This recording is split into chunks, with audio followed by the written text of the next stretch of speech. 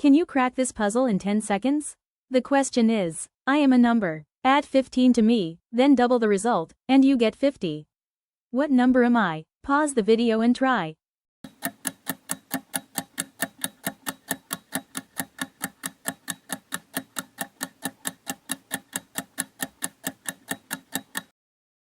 Let's solve it step by step. We don't know the number, so let the number be x. The question says, I am a number. Means x. Then add 15 to me.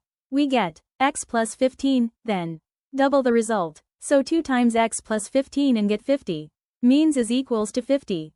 Equation becomes 2 times x plus 15 equals 50. Let's solve it. Solve the bracket completely. We get 2x plus 30 equals 50. Now subtract 30 from both sides. Rewrite it. 2x equals 20. Then divide by 2 both sides in order to get the final answer. Hence the answer is 10. Did you get 10 on your first try? Comment your answer below and challenge your friends with this puzzle. Don't forget to like, share, and subscribe for more quick math challenges.